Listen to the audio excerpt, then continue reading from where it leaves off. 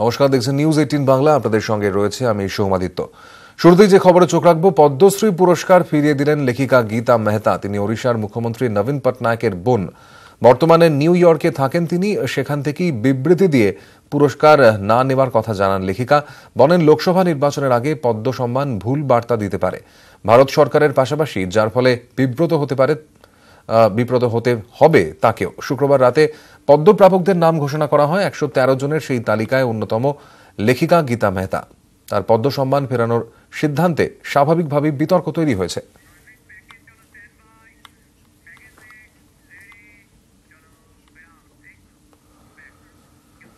ভারতরত্ন প্রণব মুখোপাধ্যায়। শুক্রবার খবর পৌঁছতেই খুশির হাওয়া প্রণব মুখোপাধ্যায়ের জন্মভিটে মিরিটিতে। আপ্লুত প্রাক্তন রাষ্ট্রপতির দিদি, গর্বিত প্রণব মুখোপাধ্যায়ের স্কুলের ছাত্র শিক্ষকরা।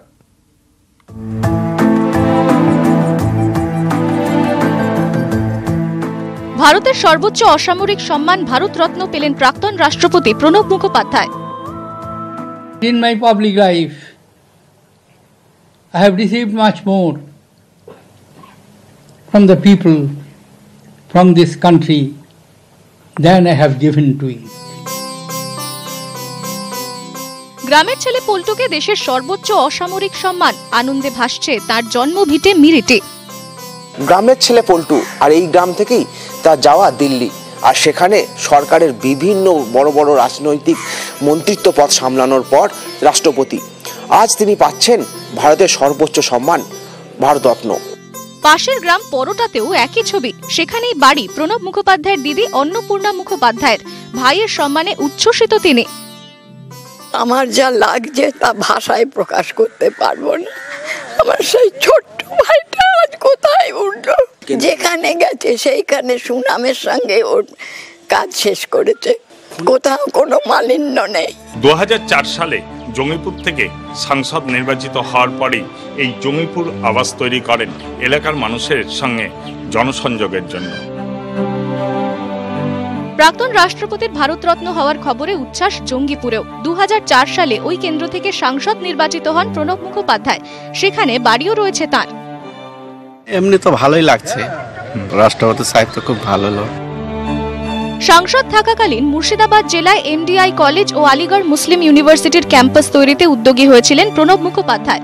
তার ভারতরত্ন পাওয়ার খবরে দুই শিক্ষা প্রতিষ্ঠানেই খুশির হাওয়া। আলিগড় মুসলিম ইউনিভার্সিটির যে চ্যাপ্টারটা শুরু করা হয়েছিল ওটা ওনার উদ্যোগে, এবং আমরা কনস্ট্যান্ট ওনার সাপোর্টটা কিন্তু পেতে থাকি। খুশির হাওয়া কীর্ণাহার শিবচন্দ্র হাই স্কুলেও। এখান থেকেই উচ্চ মাধ্যমিক পাশ করেছিলেন প্রণব মুখোপাধ্যায়। কীর্ণাহার শিবচন্দ্র উচ্চ বিদ্যালয়, এই বিদ্যালয় থেকেই পড়াশোনা করেছেন প্রণব মুখার্জি। আমি নিজেকে গর্ববোধ মনে করি যে আমি এই স্কুলে পড়তে পারছি বা পেরেছি। আমরা কীর্ণাহারবাসী তথা কীর্ণাহার শিবচন্দ্র উচ্চ বিদ্যালয়ে আমরা সকলেই গর্বিত এবং খুশি। প্রজাতন্ত্র দিবসের উৎসবের আনন্দে মিলে মিশে একাকার প্রণব মুখোপাধ্যায়ের ভারতরত্ন প্রাপ্তির খবর। নিউজ 18 বাংলা। রাজনৈতিক বার্তার হাতিয়ার ট্যাবলো। আজ রাজপথে গান্ধী রবীন্দ্রনাথের মাধ্যমে সম্প্রীতির বার্তা উঠে এলো বাংলার ট্যাবলোয়। দিল্লির ট্যাবলোর বিষয় ছিল গান্ধী হত্যার কাহিনী। রাজনৈতিক মহলের মতে ট্যাবলোর মাধ্যমে মোদীর প্রশাসনকে বার্তা পাঠালেন মমতা কেজরিওয়াল।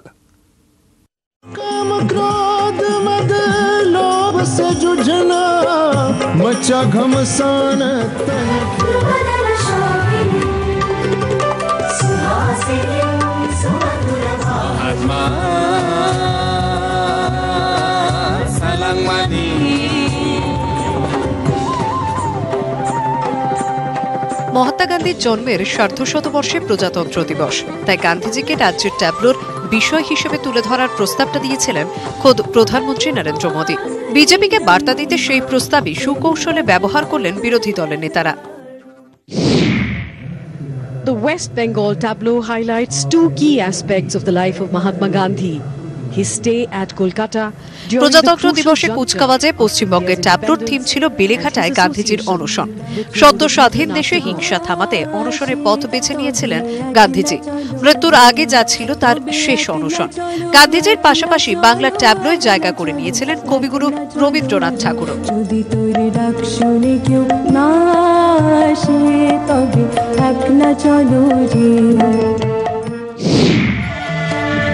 और यहाँ राजपथ पर अब अगली झांकी दिल्ली से है। दिल्ली की झांकी बिरला हाउस में দিল্লি ট্যাবলোর থিম ছিল গান্ধীর হত্যার কাহিনী। 1948-এর 30শে জানুয়ারি দিল্লি বিড়লা হাউস নামে বাড়ি উঠোনে নাথুরাম গডসের গুলিতে লুটিয়ে পড়েন গান্ধীজি, যে গডসেকে আরএসএস পুজো করে বলে অভিযোগ রাহুল গান্ধীর। বাংলা দিল্লির ট্যাবলোয় সম্প্রীতির পাশাপাশি গেরুয়া শিবিরের প্রতি বার্তাও খুঁজে পাচ্ছে রাজনৈতিক মহল। লান্স নায়েক নাজির আহমেদ ওয়ানি প্রজাতন্ত্র দিবসে লান্স নায়েক নাজির আহমেদ ওয়ানিকে মরণোত্তর অশোক চক্র দিয়ে সম্মান জানানো হয়। উপত্যকার জঙ্গি দল ছেড়ে সেনায় নাম লিখিয়েছিলেন ওয়ানি। গত বছর সোপিয়ানে সেনা অভিযানে 6 জঙ্গিকে খতম করে শহীদ হন তিনি। ওয়ানি প্রথম কাশ্মীরি যিনি মরণোত্তর অশোক চক্রে সম্মানিত হলেন। নিউজ 18 বাংলা। আসবো পরের খবরে। কোনো দ্বীপের পাশ দিয়ে বইছে নদী, কোনোটার পাশ দিয়ে আবার সমুদ্র, কোথাও আবার দ্বীপটি জনশূন্য, কোনোটায় আবার জনবসতিও রয়েছে। কিন্তু এই সমস্ত দ্বীপে কোথাও কি জলদস্যু কিংবা অন্য দুষ্কৃতীরা লুকিয়ে রয়েছে? প্রতিরক্ষা মন্ত্রকের নির্দেশে দ্বীপগুলিতে দিনরাত অতন্দ্র পাহারা দিচ্ছে উপকূলরক্ষী বাহিনী। হোভারক্রাফট আর ড্রোনে চলছে নজরদারি। নিউজ 18 বাংলার এক্সক্লুসিভ রিপোর্ট। 26শে জানুয়ারি কয়েকদিন আগে থেকেই দেশ জুড়ে এবং রাজ্য জুড়ে নিরাপত্তার দুর্ভেদ্য জাল। তবে সারা বছর দিন থেকে রাত নিরাপত্তার খেয়াল রেখে চলেছে উপকূলরক্ষী বাহিনী। তাদের বিশেষ নজর দ্বীপগুলিতে। কোনো দ্বীপের পাশে নদী স্রোত, কোনো দ্বীপের পাশে আবার সমুদ্রের গর্জন। এইসব দ্বীপে কি ঘাঁটি গেড়েছে জলদস্যুরা? ওখানে কি তৈরি হচ্ছে নাশকতার কোনো ব্লুপ্রিন্ট? নির্জন দ্বীপের সুযোগ নিয়ে নজর এড়িয়ে হচ্ছে না তো কোনো অপরাধমূলক কাজ? এসব জানতেই প্রতিরক্ষা মন্ত্রকের নির্দেশে দিনরাত পেট্রোলিং করছে উপকূলরক্ষী বাহিনী। কখনো হোভারক্রাফটে, যে হোভারক্রাফট ডাঙায় চলে, জলেও চলে, কখনো আবার ড্রোনের মাধ্যমে।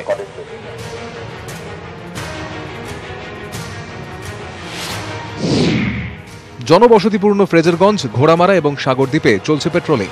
জনবসতিহীন জম্বুদ্বীপ, বঙ্গাদুনি এবং ডালহৌসিতেও চলছে আলাদা করে নজরদারি। Island security is also very important for Indian Coast Guard. Around the West Bengal, there are islands which needs to be protected. So we have started surveying of all these islands. Out of 108 islands which has been identified. উপকূলরক্ষী বাহিনী দেখছে দ্বীপে দুষ্কৃতীরা মৎস্যজীবীদের বেশে লুকিয়ে আছে কিনা, মৎস্যজীবীদের ট্রলার ব্যবহার করা হচ্ছে কিনা। দ্বীপগুলিতে পিকেটিং করছে উপকূলরক্ষী বাহিনী। जितने आइलैंड्स अनहिबिटेड है और या हैबिटेड है उनको हम रेगुलर सर्वेलेंस में through our coast guard Dorniers and through our coast guard hovercrafts we are undertaking it. সূত্রের খবর, ইতিমধ্যেই প্রতিরক্ষা মন্ত্রককে কয়েকটি সমীক্ষা রিপোর্ট পাঠিয়ে দিয়েছে উপকূলরক্ষী বাহিনী।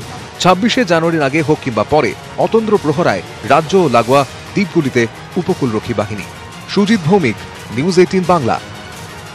চোখে না দেখেও, কথা না বলেও, কানে না শুনেও খেলাধুলা করা যায়, জিতে নেওয়া যায় পুরস্কার। সমাজ হয়তো ওদের আলাদা বলে, তাতে কি? কিন্তু লং জাম্প, দৌড়, বলছোড়া, বীরভূমের সিউড়িতে বিশেষভাবে সক্ষমদের খেলাধুলা ছিল দেখবার মতো।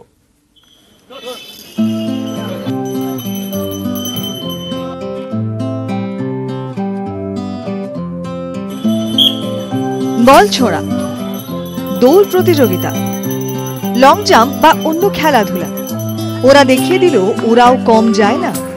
সমাজ হয়তো ওদের আলাদা করেছে, তবে শারীরিক অক্ষমতা কোনো বাধাই নয়।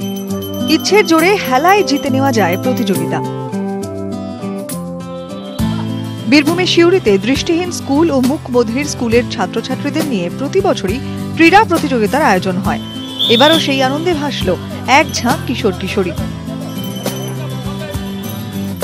প্রশাসনিক আধিকারিকরা দিলেন ফার্স্ট, সেকেন্ড, থার্ড প্রাইজ। বল ছোড়া আর কি, যাদের মানে আর কি দৌড় আছে সেই সবই খেলা হচ্ছে। হ্যাঁ, বছর একবার হয়, সেটা ভালো লাগে।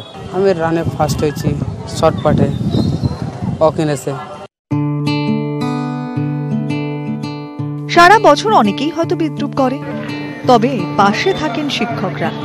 স্নেহ আর শিক্ষায় মনের জোর বাড়িয়ে দেন বিশেষভাবে সক্ষমদের।